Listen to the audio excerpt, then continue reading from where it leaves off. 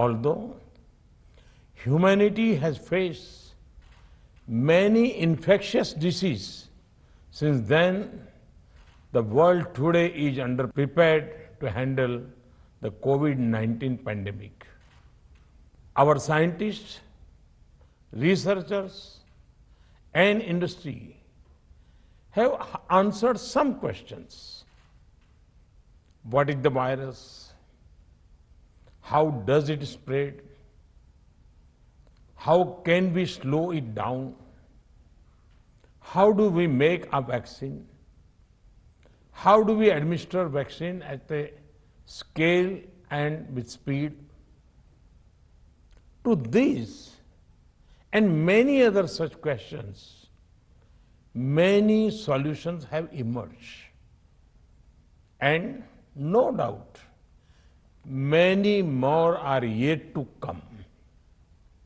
But as global thinkers and leaders, we must ask ourselves some more questions. For over a year now, the best minds of our societies have been engaged in battling this pandemic.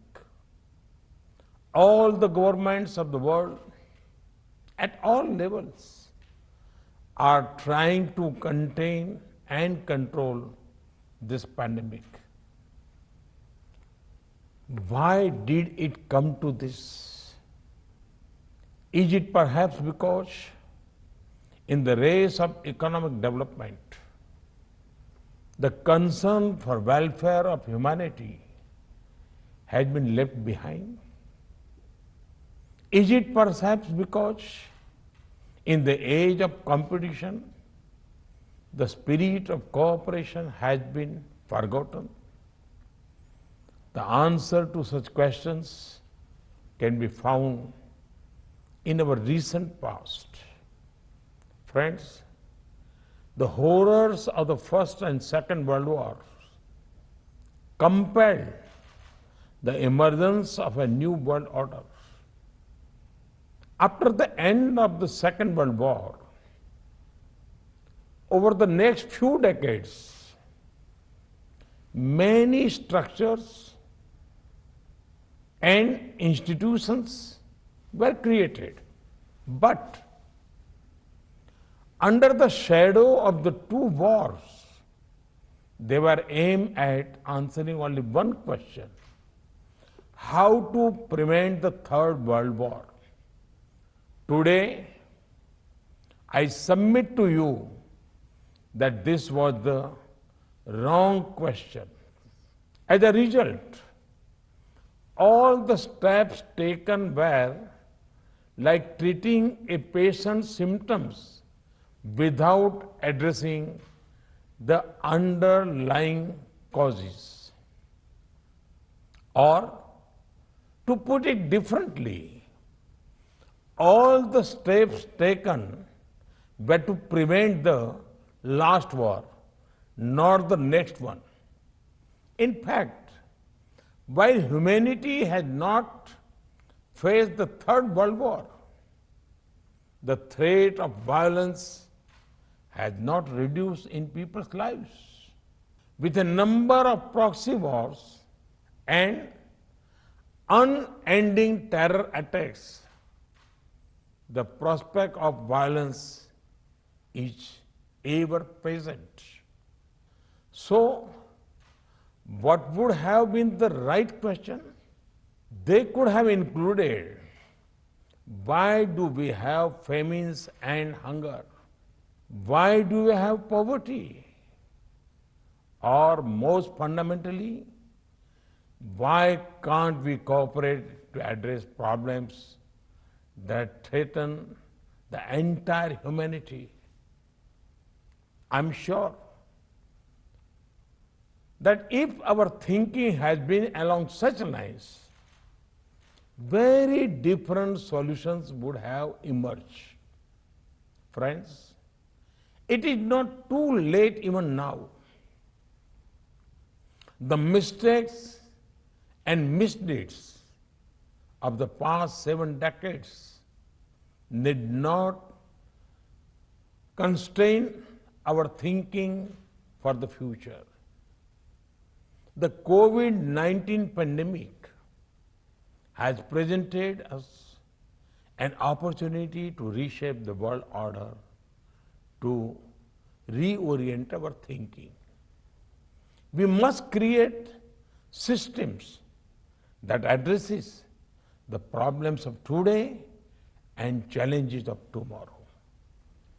And we must think of the entire humanity and not merely of those who are on our side of the borders.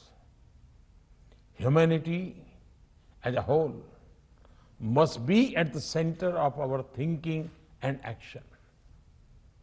Friends, during this pandemic, in our own humble way, within our own limited resources, we in India have tried to walk the talk. We have tried to protect our own 1.3 billion citizens from the pandemic. At the same time, we have also tried to support the pandemic response efforts of others.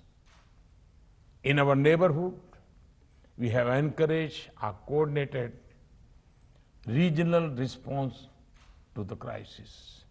Last year, we shared medicines and protective equipment with over 150 countries.